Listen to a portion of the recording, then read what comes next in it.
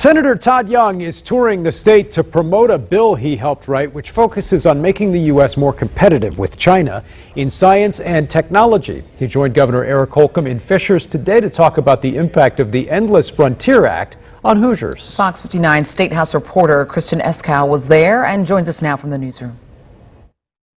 The bill recently passed the U.S. Senate with bipartisan support on a 68-32 vote. Both Governor Holcomb and Senator Young believe Indiana is well positioned for some of the jobs this bill would create. It will give America the upper hand against our geopolitical rival.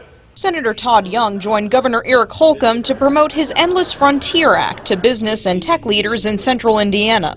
The bill would invest $250 billion in areas like artificial intelligence, computing, and advanced manufacturing. All that research and development right next to the #1 manufacturing state in the country per capita. Young believes Indiana is a competitive state for one of the 10 regional tech hubs that would be created under the U.S. Department of Commerce. These tech hubs will launch innovative companies, revive American manufacturing, invite venture capital into places that deserve more of it. Some members of Indiana's business community say they support the legislation. The impact on jobs is probably right now, unable to be forecasted, but it'll be huge. But some Republicans in Indiana's congressional delegation are opposed. Senator Mike Braun voted against the bill, citing concerns over spending and the removal of pro-life amendments from the legislation. But Young argues he's got the business community on his side. I really respect my colleagues, and they all have to make their own decisions about how they vote.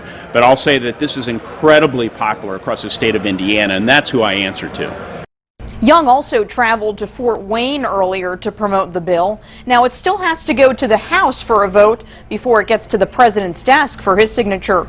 In the newsroom, Kristen Eskow, Fox 59 News. All right, Kristen and I will have much more on the world of Indiana politics coming up this Sunday in Focus. Right